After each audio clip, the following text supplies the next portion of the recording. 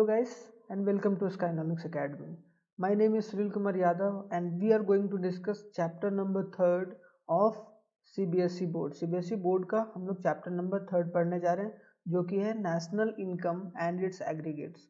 आज हम लोग फार्मूलाइज देखेंगे या जो भी फार्मूलाज वगैरह नेशनल इनकम से रिलेटेड है उन सारे फार्मूलाइज को अच्छे तरीके से हम लोग समझने की कोशिश करेंगे और साथ ही साथ कॉन्सेप्ट के बारे में समझेंगे कि डोमेस्टिक इनकम क्या है और नेशनल इनकम के बीच में डिफरेंस क्या है और फैक्टर कॉस्ट क्या होता है या फिर बोला जाए मार्केट प्राइस किस तरीके से डिटरमाइन होता है। तो इन सारी चीज़ों को आज हम लोग पहले वीडियो में देखेंगे जो चैप्टर नंबर 3rd का पहला वीडियो है। इसके बाद सेकंड वीडियो आएगा तो 2 पार्ट में ये हमारा पूरा चैप्टर कवर होने वाला है। उसके बाद हम लोग न्यूमेरिकल्स भी करेंगे क्योंकि ये चैप्टर बहुत इंपॉर्टेंट हो जाता है। किस पॉइंट ऑफ व्यू से? न्यूमेरिकल पॉइंट ऑफ व्यू से, क्योंकि यहाँ से न्यूमेरिकल हमारे बोर्ड एग्जाम में जरूर पूछा जाता है। तो जो भी इकोनॉमिक्स का कॉन्सेप्ट है खास करके डोमेस्टिक इनकम नेशनल इनकम उन सारे कॉन्सेप्ट को समझना बहुत ही इंपॉर्टेंट हो जाता है आप लोगों के लिए भी और एज अ सिटीजन भी। तो आप लोग बने रहिए हमारे इस वीडियो के साथ और आई होप सो आप लोगों को एंजॉय बहुत आएगा ये वीडियो देखने के बाद। तो चलिए बने रहिए इस वीडियो के साथ।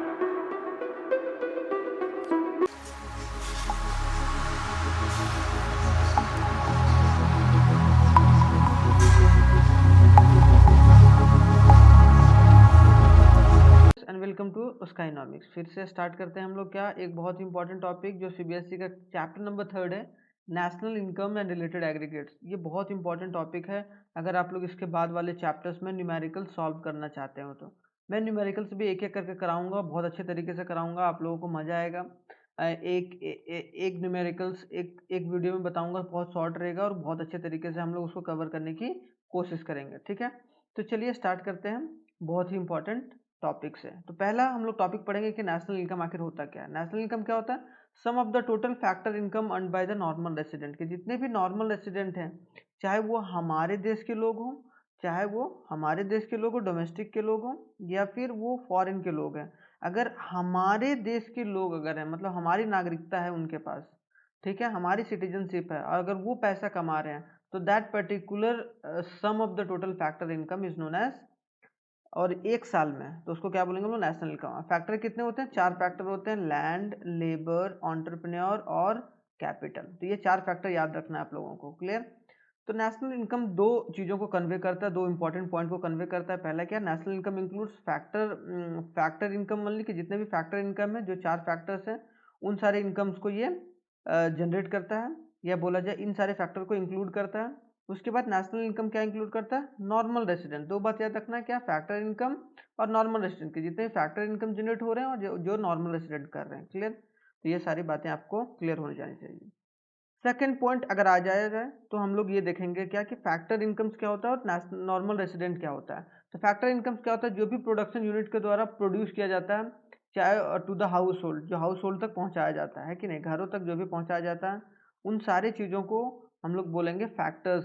क्योंकि जितने भी फैक्टर्स के थ्रू इनकम आ रहे हैं, चाहे वो लैंड हो, लेबर हो, एंटरप्रेन्योर्स हो, या फिर वो कैपिटल हो, इन सारी चीज़ों को इकट्ठा करके क्या बोला जाता है? Factor incomes. नॉर्मल रेसिडेंट क्या होता है? ये बहुत इंपॉर्टेंट चीज़ है। नॉर्मल रेसिडेंट कब बोला जाएगा किसी इंसान को? क्योंकि यही सब सारे इंसान क्या करेंगे, इन्हीं का फैक्टर जो इनकम होगा वो कहाँ इंक्लूड होगा? नेशनल इनकम में। क्लियर? तो who is ordinary reside in our country concern, कि हमारे देश में जो ऑर्डिनरली रह रहा है, पहला। उस centre of economic interest lies in India, कि मान लो कि कोई पर्टिकुलर कंट्री है, कंट्री में रिलायंस का क्या है? सेटअप है। क्या है? रिलायंस का सेटअप है। तो रिलायंस का जो सेटअप है दूसरी कंट्री में, इसका मतलब क्या है कि दूसरे कंट्री में हमारे देश का कंपनी है लेकिन उसका सेंटर पॉइंट कहाँ है? सेंटर पॉइंट इंडिया में है। तो वो सब सारा क्या हो जाएगा? उसका इकोनॉमिक इंटरेस्ट कहाँ है? भारत से रिलेटेड है। तो वो किसके अंदर आ जाएगा? नॉर्मल रेसिडेंट के अंदर आ सकता है। या फिर जो बंदा दूसरी जगह कमाने गया हुआ है, मान लो कि कोई पर्टिकुलर इंसान है वो कमाने गया हुआ है, ठीक है, लेकिन उसका जो इकोनॉमिक इंटरेस्ट है, जो पैसा भेज रहा है वो हमारे देशों में भेज रहा है या हमारे देश के घरों में भेज रहा है, तो उसका इकोनॉमिक इंटरेस्ट हमारे देश से मिलता है। तो इसका मतलब क्या है? वो नॉर्मल रेसिडेंट बोलेंगे उनको। क्लियर? थर्ड पॉइंट क्या? National income includes only normal resident of the country, does not include the income from the non resident, कि जो नॉन रेसिडेंट हैं उनसे इनकम को नहीं, या उनके इनकम को हम लोग नहीं फैक्टर इनकम मानेंगे, और ना ही उनका जो इनकम होगा वो हमारे नेशनल इनकम में इंक्लूड होगा, जो नॉन रेसिडेंट है। ठीक है, when they happen to be citizen for country, हमारे सिटीजन रहेंगे उसके बावजूद भी, मान लो किसी कोई फॉरेनर हमारे देश में रह रहा है, लेकिन उसका इकोनॉमिक इंटरेस्ट कहाँ है, अमेरिका में, ठीक है, या अमेरिका का बंदा जो रह रहा है उसका इकोनॉमिक इंटरेस्ट कहाँ है, अमेरिका में, तो कहीं ना कहीं क्या हो जाएगा वो, कि वो हमारे देश के इनकम में उसका इनकम ऐड नहीं होगा। क्लियर, आई होप सो यहाँ तक आप लोगों को क्लियर होगा। तो चलिए नेक्स्ट पेज पर चलते हैं, जो कि बहुत ही इंपॉर्टेंट चीज़ है जो हम आपको बताने जा रहे हैं, और बहुत ही अच्छा लगेगा आप लोगों को थोड़ा सा जानकर।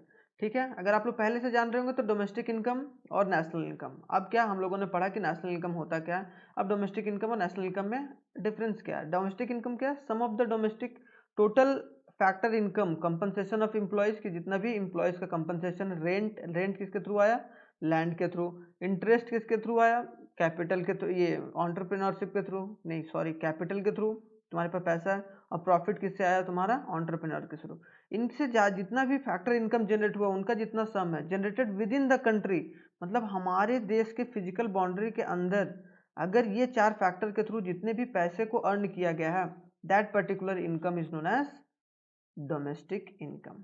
आई होप सो क्लियर होगा यहाँ पर। ठीक है, अब नेशनल इनकम क्या होता है, नेशनल इनकम मतलब जो हमारा देश, एक इंडिया मान लेते हैं, और एक अदर देश जो भी अदर कंट्रीज हैं, ठीक है, जो भी अदर है, तो जो भी अदर कंट्रीज के लोग हैं हमारे देश के लोग हैं, इसका मतलब sum of the total factor income, यहाँ भी फैक्टर इनकम है, कंपनसेशन ऑफ एम्प्लॉइज मतलब वेजेस, रेंट क्या हो जाएगा, रेंट लैंड से आता है, इंटरेस्ट कहाँ से आता है, कैपिटल से, अब प्रॉफिट कहाँ से आता है, एंटरप्रेन्योरशिप से, बिजनेस से, earn by the normal resident of the country, हमने नॉर्मल रेसिडेंट बताया था, no matter where it is generated within the और आउटसाइड द कंट्री, जो भी नॉर्मल रेसिडेंट है, चाहे वो हमारे देश में रह रहे हो या विदेश में रह रहे हो, उन सारे का इनकम जिनका इकोनॉमिक इंटरेस्ट हमारे भारत में लाई कर रहा है, किसका इकोनॉमिक इंटरेस्ट हमारे देश में लाई कर रहा है, तो उसमें क्या बोलेंगे, वो सब सारा इनकम नेशनल इनकम है। एक बार फॉर्मूला के हिसाब से देख लेते हैं कि domestic income plus net factor income, कौन सा, domestic income plus net factor income, NFIA, इसको NFIA बोल सकते हैं, नॉट फैक्टर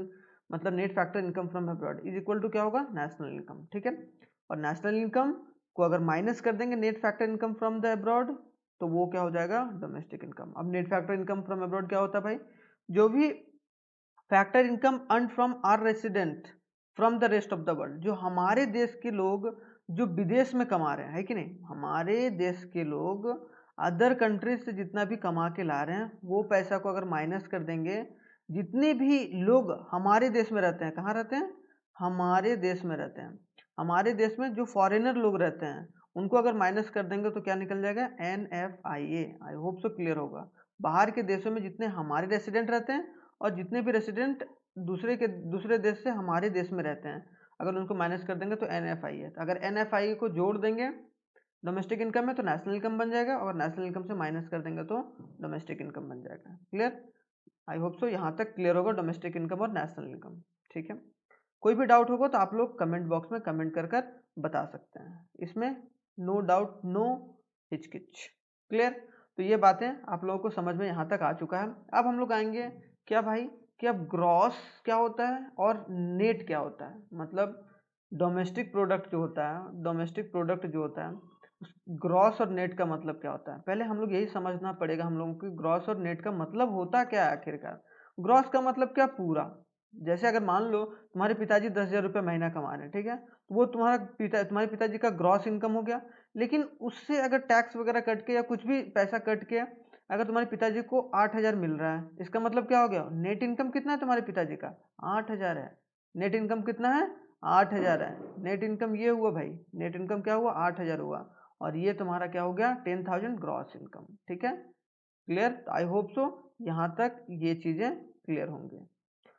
तो ये क्लियर होने के बाद अब आते हैं हम लोग थोड़ा सा डोमेस्टिक प्रोडक्ट को कैसे मेजर करते हैं। दो तरीके से डोमेस्टिक प्रोडक्ट को मेजर किया जाता है, ग्रॉस डोमेस्टिक प्रोडक्ट जिसको हम लोग GDP बोलते हैं, कि जितने भी गुड्स एंड सर्विस हमारे देश में जनरेट किए गए हैं उनका जितना वैल्यू है, एक साल पर्टिकुलर ईयर में within our territory is known as GDP। ये बात क्लियर।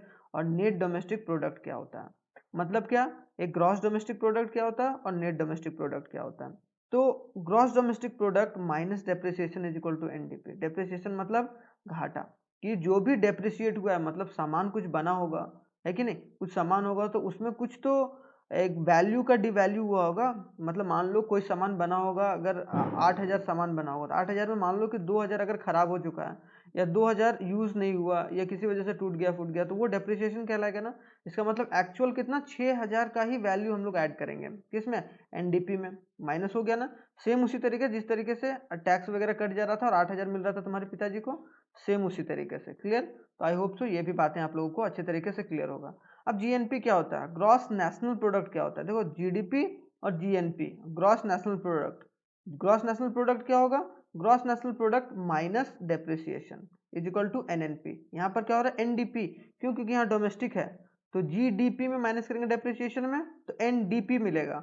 और अगर ग्रॉस नेशनल प्रोडक्ट में मानेंगे, अगर अब मेजर करेंगे, अगर माइनस डेप्रिसिएशन करेंगे तो एनएनपी मिलेगा। एनएनपी क्यों, क्योंकि ये नेशनल के बारे में बात हो रहा है, यहाँ डोमेस्टिक के बारे में बात हो रहा था, इसलिए यहाँ पर डी आ रहा था। क्लियर।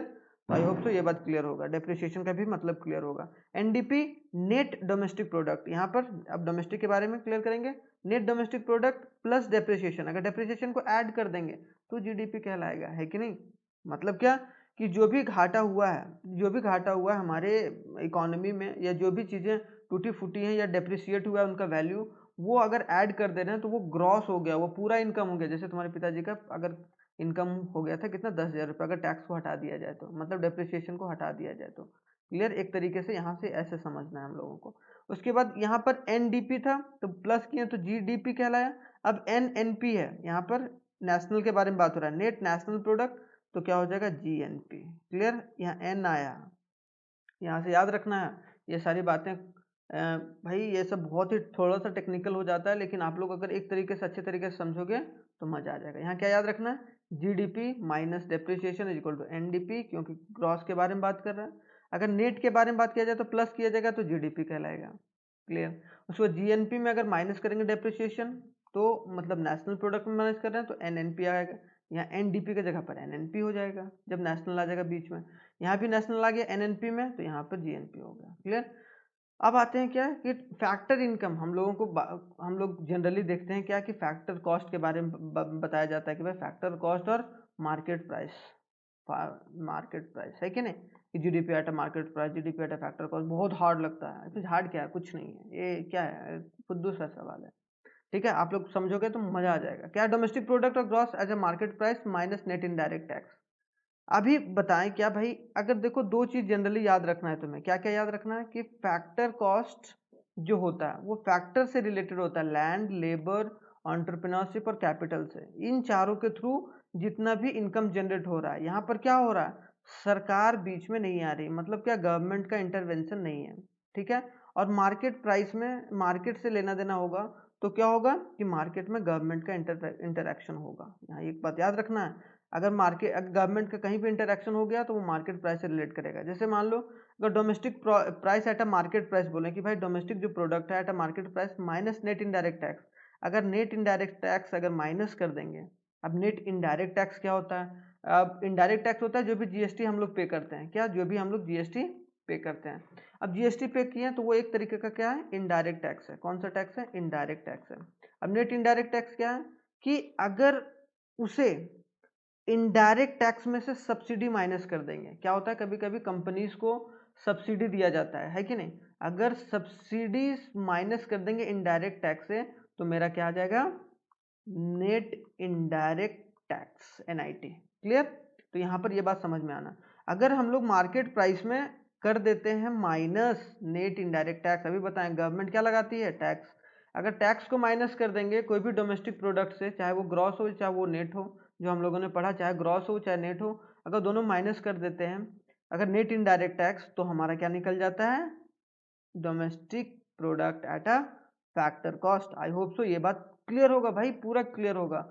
और अगर मानो कि national product at a market price, यहाँ पर क्या होगा, डोमेस्टिक से लेना देना था, यहाँ क्या होगा, नेशनल से। अगर national at a market price मतलब national product at a market price में अगर हम लोग नेट इनडायरेक्ट टैक्स माइनस कर देते हैं तो मेरा क्या बन जाता है, यहाँ पर मेरा फैक्टर कॉस्ट बन जाता है नेशनल प्रोडक्ट से रिलेटेड। क्लियर। तो यहाँ पर दो ही चीज याद रखना है क्लियर से, इनडायरेक्ट टैक्स, तो नेट इनडायरेक्ट टैक्स क्या होता है, indirect tax minus subsidy. Subsidy जैसे गैस सिलेंडर वगैरह में छूट दिया जाता है, वैसा वाला सब्सिडी अगर कोई भी इंडस्ट्री को छूट मिला है या किसी को भी छूट मिला तो वो सब्सिडी माइनस कर देंगे, जितना भी इनडायरेक्ट टैक्स सरकार को हुआ है तो उसको क्या बोलेंगे हम लोग, यहाँ पर फैक्टर कॉस्ट में बदल जाएगा जब माइनस कर देंगे net indirect tax. I hope तो ये बात आप लोगों को क्लियर होगा, यहाँ तक कोई डाउट नहीं होना चाहिए। अगर होगा तो आप लोग कमेंट बॉक्स में इम्पोर्टेंट एक आप देख लेते हैं फॉर्मूला क्या होता है हमारा नेशनल इनकम से। पहले हम लोग स्टार्ट करेंगे क्या, मार्केट प्राइस वाले फॉर्मूले से, और फिर उसके बाद फैक्टर कॉस्ट के पास चलेंगे, ठीक है। तो GDP at a market price आप लोगों को पता ही है, हमने पहले से डिस्कस करा है क्या, जितने भी फाइनल गुड्स हैं जो भी डोमेस्टिक टेरिटरी के अंदर जितने भी एक साल के अंदर पे जनरेट होता है हमारा गुड्स एंड सर्विस, और उनकी जितनी वैल्यू होती है, और साथ ही साथ इंक्लूड होगा क्या, डेप्रिसिएशन। अगर GDP at a market price में जो भी national domestic product at a market price रहेगा प्लस डेप्रिसिएशन कर देंगे, मतलब क्या, जीडीपी में अगर एनडीपी प्लस डेप्रिसिएशन कर देंगे जो भी घाटा हुआ है उसे, तो हमारा ग्रॉस निकल जाएगा, ठीक है। अब नेट के बारे में, नेट में कहीं ना कहीं कुछ माइनस होता है, तो net domestic product eight market price क्या होगा कि जितना भी net domestic product eight market price is the market value of goods and service produced with in the domestic territory, कि जो भी हमारे टेरिटरी के अंदर जितना भी जनरेट किया गया है ड्यूरिंग अकाउंटिंग ईयर, कि जो भी अकाउंटिंग ईयर का हम लोग निकाल रहे हैं, तो अगर उसमें से हम लोग क्या किए हैं कि अगर एक्सक्लूड कर दिए depreciation, NDP at a market price में क्या होगा, GDP at a market price minus depreciation is known as NDP at a market price, ठीक है। तो अगर उसमें डेप्रिसिएशन को माइनस कर देंगे, सेम उसी तरीके से gross domestic product at a market price क्या होगा, मार्केट प्राइस, क्योंकि net factor income from abroad plus हो जाएगा जो GDP at a market price रहेगा, इसमें से क्या GDP at a market price में क्या प्लस हो जाएगा, net factor income from abroad, तो वो क्या हो जाएगा, GNP at a market price. तो यही बोला गया है कि gross national product at a market price is the sum of total gross domestic product at a market price, gross domestic product at a market price plus net factor income from abroad, और फिर इसका ये इससे relate याद रखना है, ठीक है। और इससे ये रिलेट याद रखना है कि जो एनडीपी होगा, एनडीपी में प्लस हो जाएगा net factor income from abroad, तो वो नेशनल बन जाएगा, ठीक है, क्योंकि यहीं से डोमेस्टिक से ही निकल के आता है नेट नेशनल। तो आप लोगों को ये बात यहाँ तक क्लियर होगा, तो आई होप सो यहाँ तक आप लोगों को अच्छे तरीके से क्लियर होगा। तो चलिए चलते हैं नेक्स्ट वाले स्लाइड पर। तो नेक्स्ट वाले स्लाइड में क्या है, फैक्टर कॉस्ट से रिलेटेड है, तो एक बार हम लोग जान लेते हैं जल्दी से फैक्टर कॉस्ट क्या है। तो GDP at a factor cost, कि GDP at a factor cost किस तरीके से निकालते हैं, तो GDP at a factor cost, factor में बताएं इसमें गवर्नमेंट का रोल नहीं होता है भाई, गवर्नमेंट का रोल नहीं होता है। Compensation of employees plus rent plus interest plus profit plus depreciation अगर कर देंगे तो हमारा क्या निकल जाएगा, gross domestic product, GDP at a factor cost. क्यों, क्योंकि यहाँ पर प्लस क्यों किया डेप्रिसिएशन, क्योंकि यहाँ जीडीपी के बारे में बात हो रहा है, मतलब ग्रॉस के बारे में बात हो रहा है। कभी भी ग्रॉस के बारे में बात होगा तो वो क्या चीज़ आएगा उसमें, डेप्रिसिएशन को ऐड करेंगे, डेप्रिसिएशन को ऐड करेंगे, क्लियर। उसके बाद क्या, एनडीपी, जो NDP at a factor cost, और उसको क्या बोलेंगे हम लोग, नेट डोमेस्टिक इनकम, वो किस तरीके से जनरेट होगा, उसमें क्या करेंगे हम लोग कि जो NDP at a factor cost में जितना भी compensation of employees, rent, interest और जो भी प्रॉफिट रहेगा, उन सारी चीज़ों को अगर एक साथ मिला के दे देंगे, एक पर्टिकुलर ईयर का जो भी अकाउंटिंग ईयर है उसमें हम लोग बोलेंगे NDP at a factor cost. तो एक बात याद रखना है क्या, कि जो GDP at a factor cost, जो GDP at a factor cost होता है, कौन सा, GDP at a factor cost, तो GDP at a factor cost में क्या हो रहा है, NDP at a factor cost plus depreciation, मतलब NDP at a factor cost, ये वाला अगर हम लोग प्लस कर देंगे इसमें डेप्रिसिएशन को, वही तो हो रहा है, तो क्या हो गया मेरा GDP at a factor cost, और NDP at a factor cost क्या होगा जब माइनस कर देंगे डेप्रिसिएशन, ठीक है, मतलब इसमें से माइनस कर देंगे। अगर हम लोग यहाँ पर बोल दें कि GDP at a factor cost में माइनस कर देंगे डेप्रिसिएशन, तो मेरा नहीं निकल जाएगा NDP at a factor cost. अरे बहुत ही सिंपल है, अगर आप लोग एक बार ध्यानपूर्वक जितना भी मैंने नोट्स लिखवाया अगर सही तरीके से या सही मायने में आप लोग कर लोगे इसे, तो आप लोग इसमें महारत हासिल कर लोगे, और इसकी मैं गारंटी ले रहा हूँ, ठीक है। तो ये बातें आप लोगों को समझ में यहाँ आई होप सो आ गया होगा। अब चलते हैं आगे, क्या है भाई, जीएनपी। अब नेशनल के बारे में आता है, अभी डोमेस्टिक के बारे में थे, अब नेशनल कि ग्रॉस नेशनल प्रोडक्ट, क्या, GNP at a factor cost. तो GNP at a factor cost, GDP at a factor cost, पहले GDP at a factor cost क्या था भाई, कंपनसेशन प्लस जो एम्प्लॉयज का प्रॉफिट था, इंटरेस्ट था, और क्या, कंपनसेशन, प्रॉफिट, इंटरेस्ट देखो यहाँ पर क्या था, रेंट था, इंटरेस्ट था, कंपनसेशन था, और रेंट इंटरेस्ट कंपनसेशन के बाद जल्दी याद करो भाई। देखो ये सब चीज़ बहुत इंपॉर्टेंट है और आप लोगों को पता होना चाहिए। मैं सिंपल सी बात, मैं भी तुरंत यहाँ लिख सकता हूँ, ठीक है ठीक है, लेकिन मैं ये काम नहीं कर रहा हूँ। आप लोगों को पता होना चाहिए, रेंट, इंटरेस्ट, कंपनसेशन और लास्ट था प्रॉफिट। ये सारे क्या थे, फैक्टर इनकम थे, जो जीडीपी एट फैक्टर कॉस्ट। अब प्लस डेप्रिसिएशन था, भूल मत जाना है। उसके बाद प्लस NFIA किए, NFIA, तो ये मेरा क्या हो गया, GNP at a factor cost. यहाँ क्या हो रहा है, gross national product at factor cost, the sum of total gross domestic product at a factor cost plus net factor income from abroad, मतलब NFIA। तो क्या हो गया मेरा, वो सब हमारा ग्रॉस नेशनल प्रोडक्ट हो गया। अब क्या हो गया, ग्रॉस नेशनल प्रोडक्ट हो गया, net national product, NNP eight a factor cost क्या हो गया, NNP eight a factor cost, NDP eight a factor cost, कि जो नेट डोमेस्टिक प्रोडक्ट था इसमें क्या था, NDP eight a factor cost में जो माइनस क्या था, डेप्रिसिएशन था, उसको कर देंगे प्लस अगर हम लोग NFIA में, बस उसी से प्लस कर देना तो वो नेशनल निकल जाएगा, प्लस कर दो। तो यहाँ पर याद रखना है कि NDP eight a factor cost, compensation plus rent plus profit होता था, NDP eight a factor cost, ये NDP eight a factor cost, ठीक है। और अगर इसमें NFIA प्लस कर देंगे तो NNP eight a factor cost निकल जाएगा, NNP eight a factor cost. I hope सो आप लोगों को क्लियर होगा ये NNP eight a factor cost क्या होता है। तो आज हम लोगों ने ये फर्स्ट पार्ट कंप्लीट करा, सेकेंड पार्ट बहुत ही जल्द आ जाएगा और उसमें हम लोग पूरा नॉमिनल जीडीपी के बारे में पढ़ेंगे कि क्या नॉमिनल जीडीपी क्या होता है और रियल जीडीपी क्या होता है, और साथ ही साथ हम लोग प्रैक्टिस करेंगे थोड़ा सा फॉर्मूला। आज जो हम लोगों ने पढ़ा है वो हम लोग उस वाले वीडियो में थोड़ा सा शुरुआत में हम लोग डिस्कशन करेंगे, डिबेट करेंगे। आई होप सो आप लोगों को वीडियो बहुत पसंद आया होगा, और अगर आप लोगों को प्रॉपर नोट्स चाहिए होगा, अगर कोई भी इंक्वायरी करना हो तो हमारा ये व्हाट्सएप नंबर है, आप लोग यहाँ कर सकते हैं। ये हमारा फेसबुक चैनल है, आप लोग यहाँ पर अपडेट प्रॉपर ले सकते हैं। ये हमारा इंस्टाग्राम चैनल है और ये हमारा वेबसाइट है। तो आप लोग कहीं भी आकर हमारी इंक्वायरी को या क्वेरी ले सकते हैं, और हमारे यूट्यूब चैनल को जरूर सब्सक्राइब कर लें अगर आप लोगों ने नहीं करा है। थैंक यू वेरी मच, जय हिंद।